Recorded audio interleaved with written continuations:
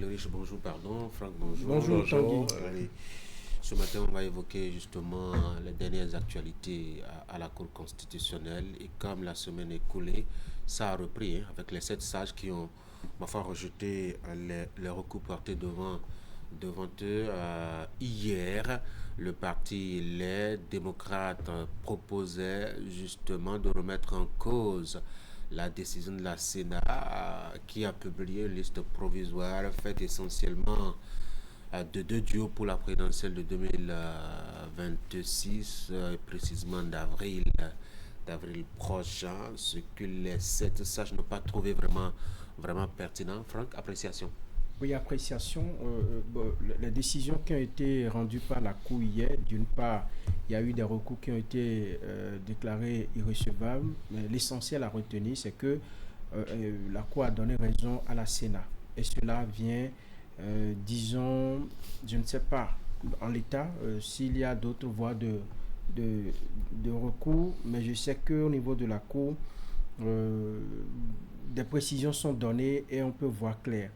Mieux, la Cour est allée loin et a dit des duos qui ont déposé leur dossier au niveau de la Sénat. Les duos ont été cités. Il y a Bodio et puis Rompé et puis son colistier. Il y a Romiad Wadaï et Mariam Talata et puis Rompé et son colistier qui doivent compétir. Donc je pense qu'on a évolué dans le débat, dans cette bataille juridique portée devant la Cour constitutionnelle et on peut désormais savoir ce qu'il en est réellement. Ce qui est intéressant, c'est que j'ai apprécié la façon dont le parti Les Démocrates a tenu bon pour aller devant la Cour, épuiser les voies de recours, si on peut s'exprimer en ces termes, aller devant quand même les juridictions pour demander aux juges, aux juridictions compétentes de pouvoir arbitrer ce litige qui, par ailleurs, est interne au parti, mais qui les oppose également à des institutions de la République. Cela dénote de ce que, le parti est un parti légaliste, et 2, c'est que nous faisons toujours confiance à nos institutions. C'est très important dans une démocratie qui se construit comme la nôtre. Et donc, moi, je pense que c'est de bonne guerre. On aurait peut-être souhaité que le parti Les Démocrates soit dans cette compétition-là. On aurait souhaité que ces problèmes qu'ils ont connus en interne et qui ont constitué de véritables obstacles pour eux pour ne pas se présenter à la présidentielle, que ces problèmes-là soient véritablement résorbés. Mais voilà, à l'arrivée, on peut constater que voilà les 2 duos qui vont compétir à la présidentielle de 2026. On s'en tient à cela. Les décisions de la Cour sont sans recours. On peut ici les interpréter, commenter comme l'on le veut. On peut essayer d'analyser, de mieux comprendre les tenants et aboutissants. Je crois que la décision est déjà disponible. Les motifs avancés par les 7 sages sont déjà sur les réseaux sociaux. Tout le monde peut avoir accès.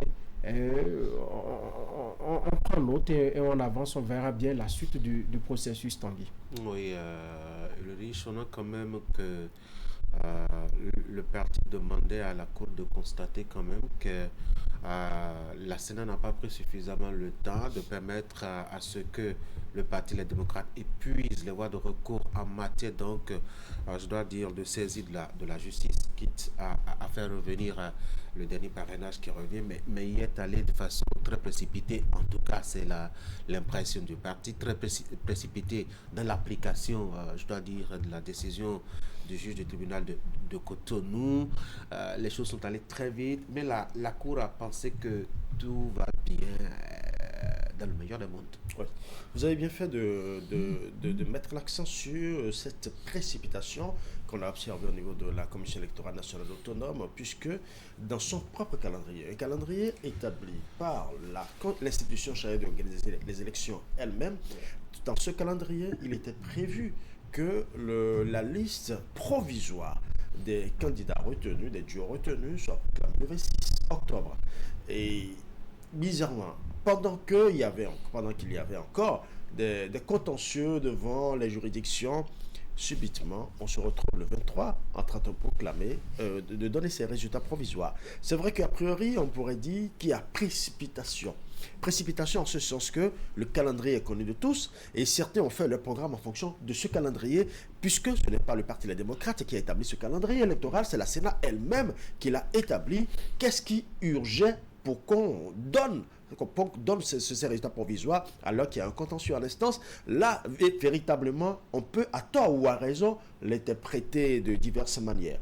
Mais le problème, c'est que la Cour n'a pas d'émotion, la Cour n'a pas d'état d'âme, la Cour ne fait que dire le droit. Dans les tests, il y a un article de la Cour du Code électoral, je crois, sur la tête de 147, je crois bien, si je ne me trompe, qui dit que la Cour et la Sénat doit sortir la liste officielle de ceux qui ont été retenus dans un délai d'une semaine après le dépôt légal des dossiers. Et effectivement, quand on suit ce délai légal, ça correspondait au 23 octobre 2025.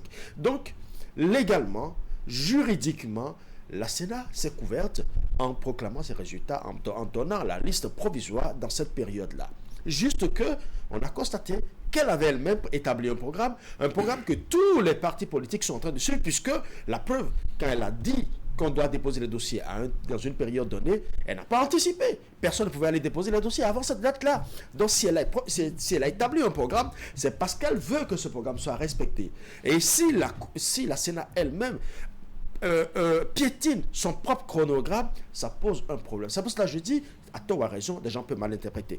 Mais comme je le dirais simplement, stop et fin pour la course, et je dirais échec et mat, tout simplement parce que j'ai remarqué que le Parti des démocrates a épuisé pratiquement toutes ses voies de recours. Et moi, c'est sans surprise que j'ai eu le résultat, j'ai eu la décision de la Cour hier. Je l'avais dit sur ce plateau le lundi dernier. J'ai dit que les chances du Parti des démocrates se sont drastiquement amenuisées si elles ne sont pas complètement annihilées. Et voilà, justement, nous sommes devant le cas. Pourquoi est-ce que c'est annihilé? Pourquoi c'est drastiquement... Pardon? Pourquoi c'est drastiquement annihilé, justement? Drastiquement annihilé parce qu'il y avait encore de petits espoirs qui étaient finalement annihilés hier. Parce que jusqu'à hier nuit, le Parti des démocrates, ou du moins les fervents ténors du Parti des démocrates, espéraient encore que tout au moins, en fonction de ce calendrier qui a été établi et qui n'a pas été respecté, que l'on puisse quand même véritablement dire que la Sénat a anticipé. Et l'autre chose aussi, vous voyez, quand on dit que des décisions ont été déployées, enfin les recours ont été formulés dans un délai qui a été dépassé, est-ce que la Sénat a laissé véritablement ce temps-là? Mais c'est vrai qu'entre-temps, une fois que la décision est sortie, que la Sénat a proclamé, ceux qui sont en réalité au fait du droit devraient aussi savoir que le droit a dit que c'est dans un délai de 48 heures, donc ils devraient aussi anticiper et commencer par le faire. Donc, comment on anticipe quand on ne sait pas ce que la Sénat veut proposer? C'est ça justement, j'ai été pris du coup. La Sénat n'a pas encore proclamé, mais on veut qu'on anticipe déjà sur le délai. Il faudrait déjà que la Sénat dise clairement ce qu'elle reproche pour que les gens puississent faire le recours en fonction de ces reproches. C'est bien parce que je dis que la Toa a raison. On dit que les gens, ils ont déposé les recours hors délai. C'est quand même assez curieux. Mais en même temps aussi, est-ce qu'on ne va pas trop vite en besogne en disant que le LD officiellement et définitivement écarté de la cause? Oui, c'est pourquoi j'ai dit tout à l'heure dans mon développement que si on s'en tient à la décision de la Cour qui a été rendue hier, c'est-à-dire la publication des 2 duos qui ont été validés, Romuald Wadaï, Chabi Talata, et puis Rompa et puis son colistier, je pense que à ce stade des choses, on peut dire que c'est les 2 duos qui vont compétir. Maintenant, est-ce que au terme de la loi, parce que j'ai suivi également l'avocat du Parti Les Démocrates sur BIP Radio, qui visiblement semble reconnaître qu'au terme de la loi, il ne sait pas si quelque chose est encore possible. Lorsque l'avocat en vient à se prononcer en ces termes, je pense qu'il y a de très minces chances que on puisse engager encore d'autres batailles juridiques et obtenir gain de cause. Et donc, je me dis que actuellement, comme l'a dit un certain membre du Parti Les Démocrates, Sodino, c'est un peu comme si on conjugue déjà, disons, l'aventure présidentielle déjà au passé, et on doit regarder vers l'avant, vers l'avenir pour préparer les autres élections. Encore que ça les occupe actuellement, la préparation des listes pour les communales et les municipales et bientôt pour les législatives. Je pense que il n'y a pas que la présidentielle, il y a bien d'autres batailles qui attendent le parti Les Démocrates et on doit pouvoir commencer par anticiper. Toute analyse faite, c'est que j'ai l'impression que au moment où on célébrait un peu les héros du parti Les Démocrates suite au retrait de la fiche de parrainage et tout, on n'a pas suffisamment pris de recul pour analyser les stratégies politiques parce qu'il y a eu d'abord la bataille autour du fichier électoral, ce qui a été tranché par le déblocage des sous pour essayer de toiletter. On ne sait plus trop ce que cela devient, on va chercher à comprendre. Ensuite, il y a eu la bataille pour essayer de faire réviser le code électoral, ce qui n'a pas prospéré. Et on en était là quand, en leur propre sein, en tout cas, c'est arrivé du côté de Sodino. Et c'est d'abord Basile Arrossi qui a donné l'alerte avec son cœur qui battait pour un autre pendant qu'il était dans un autre camp et tout. Donc, il y avait des éléments qu'on pouvait réunir pour en tout cas, être très prudent dans ce processus-là. Mais je pense que le parti Les Démocrates n'a pas pris suffisamment la mesure de la situation et est rattrapé de fait par la situation. Qu'est-ce que le parti Les Démocrates aurait pu faire? Bon, s'assurer au moins en son sein. C'est-à-dire en quoi faisant? Oui, comment on s'assure qu'un traître ne trahit pas? C'est-à-dire, oui, dites-moi. Non, les arguments qui ont été avancés, oui. On a dit qu'on n'a pas apprécié la façon dont le président du parti a géré les choses. Je pense que ça n'est pas, c'est pas venu tout d'un coup. Je suppose qu'au niveau de la mouvance, tous ceux qui ont donné le parrainage aux candidats indiqués par le parti ont apprécié tous la façon dont justement le duo a été désigné par la mouvance. On ne sait pas comment. Justement, il y a une question de comment est-ce qu'on peut appeler ça, d'ordre de groupe, en principe, qui a manqué aux militants ALD. Et je pense que fondamentalement, ça devait faire pleurer tous ceux qui pensent que dans un parti politique, il doit y avoir quand même certaine logique, certaine solidarité, façon de faire, même quand on n'est pas d'accord avec justement ceux qui sont à la tête du parti. Je suis d'accord avec vous, mais pour un Boni Yayi qui a été président de la République, qui connaît la façon dont les hommes sont versatiles, la façon dont les hommes peuvent changer du jour au lendemain. Qu'est-ce qu'il fait? Non, en fait, ici, on ne peut pas savoir la ressource utilisée par Patrice Talon, par exemple, oui, pour essayer de faire l'unanimité autour, même s'il n'y a pas unanimité, que les gens acceptent tout au moins le duo qui a été choisi au niveau de la mouvance. Moi, je ne suis pas politique. Lui, il est politique. Il a de l'expérience, 10 ans à la tête d'un État, et il est venu prendre la tête du parti Les Démocrates. Eh bien, il devrait se donner les moyens pour s'assurer que le groupe est compact, qu'il n'y a pas de fissures que les gens peuvent utiliser pour essayer de disloquer le groupe. Donc, je pense que cela a manqué au groupe et aujourd'hui peuvent tirer les conclusions et mieux sauter les prochaines fois. Ça se jouait très serré déjà depuis le début et moi je dis, vous l'avez d'ailleurs souligné tout à l'heure, il s'est posé un problème d'esprit d'équipe. De discipline de groupe. De discipline de groupe. Et là aussi, il y a aussi cette éthique qui a manqué, il faut le dire, cette éthique qui a manqué. Parce que vous avez, quand je prends deux personnes phares qui ont montré clairement qu'ils ne sont pas d'accord, je veux nommer d'un côté un certain Basile Arrossi et de l'autre côté un certain Sodino. Et je dis, ces deux personnes ont clairement notifié qu'il y a mal donne au sein du parti Les Démocrates, qu'il y a problème au sein du parti Les Démocrates, que la gestion interne ne fait pas l'unanimité de groupe, qu'il y a des clivages ou peut-être encore, si j'utilise des termes utilisés par l'un d'entre eux, une gestion clanique et opaque et régionaliste, tout ceci, d'accord. Mais quand on prend ces deux personnalités qui ont exprimé la même expression, qui ont exprimé la même colère, mais l'une à respecter la cohésion d'équipe, l'esprit d'équipe, en déposant son parrainage et en ne jouant pas à un jeu plus ou moins de chauve-souris.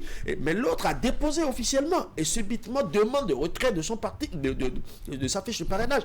Quelque part, j'estime qu'il a à lui seul annihilé le rêve de plus d'une centaine de personnes qui aujourd'hui ne peuvent pas choisir leur candidat. Parce qu'a priori, ils se disent, nous on veut voter pour tel, mais voilà maintenant que ce candidat ou ce duo de candidats ne peut pas passer aux élections. Cela pose un second problème, le problème qui a été toujours posé lorsque le code a été révisé, c'est-à-dire le problème de parrainage, parce que quand le problème de parrainage s'est posé, ici sur ce plateau, on l'a décortiqué, nous avons également entendu beaucoup de sachants qui ont développé en estimant que c'est la meilleure manière pour corriger des arrivistes politiques, tous ceux qui venaient se plonger, sauter à pieds joints dans la politique pour les élections et autres, tout ça.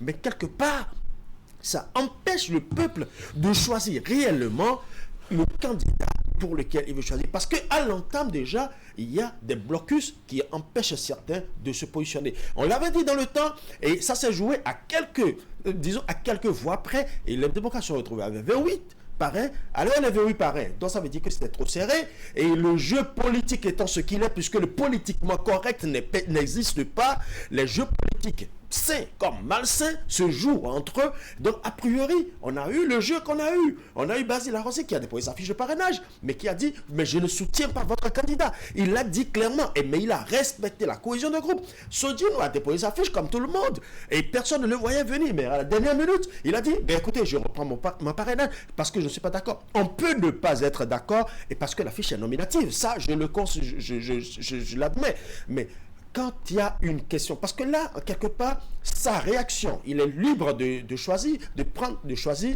son candidat comme ne pas le choisir, parce que c'est son nom qui est sur cette fiche.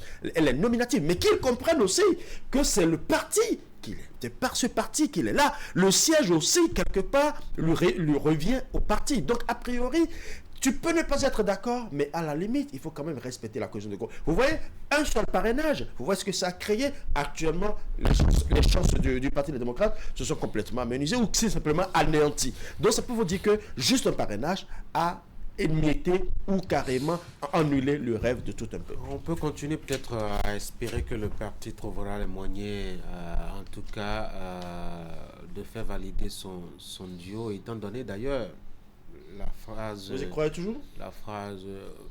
c'est pas à moi d'y croire. Hein. Moi, je pense qu'un bon démocrate, une très belle compétition électorale, mettons un peu plus de valeur justement à la démocratie en question.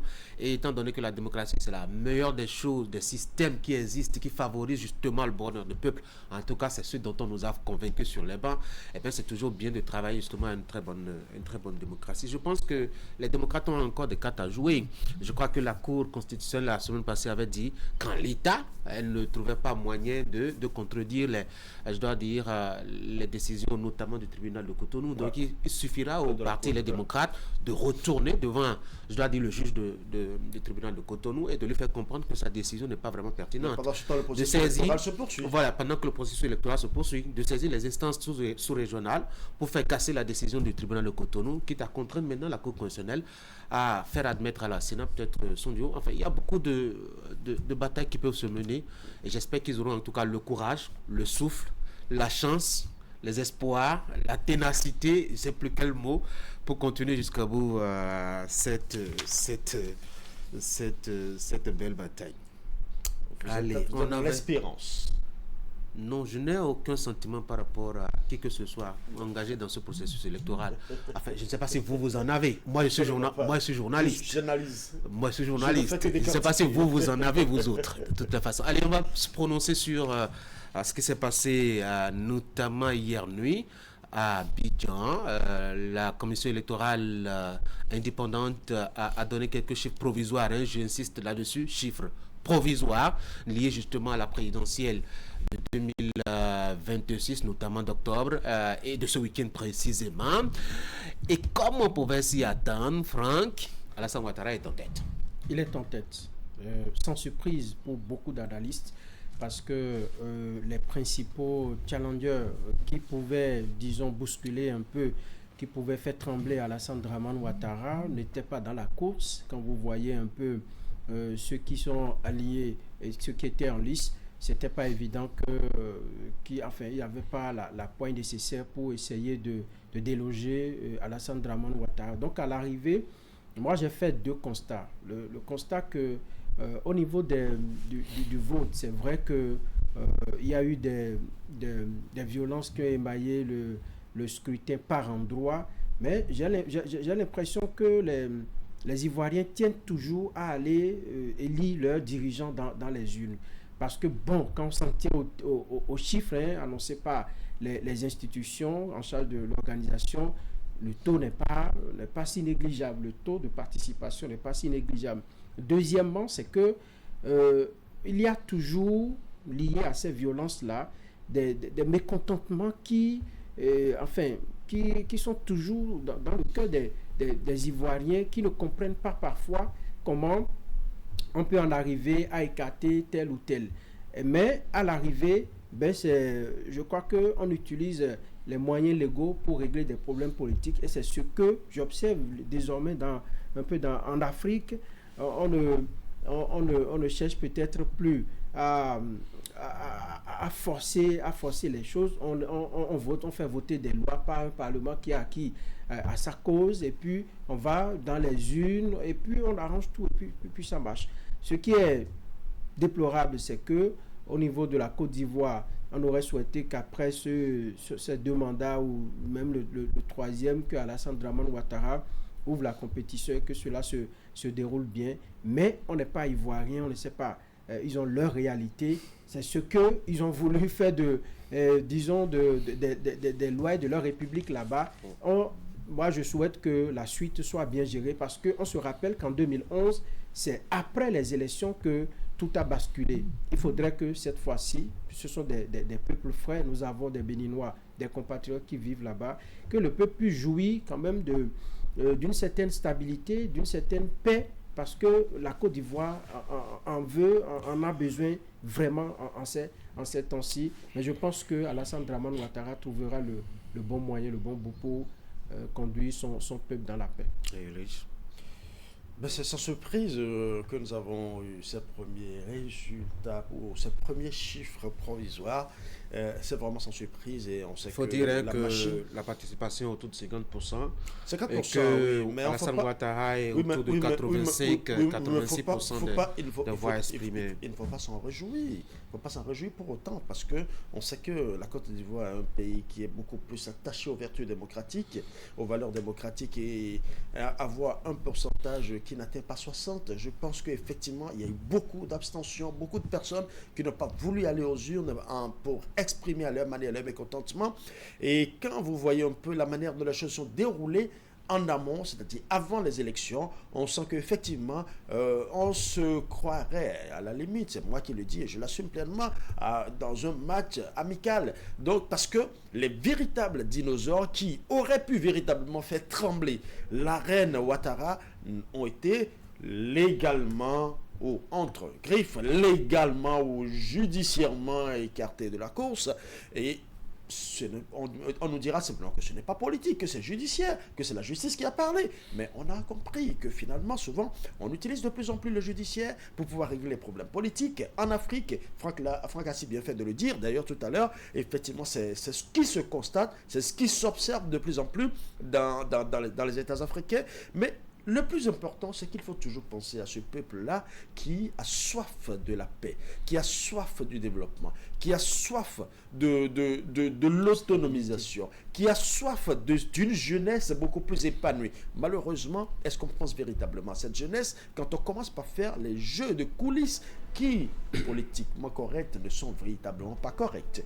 La question, elle est là. On essaie de voir la situation.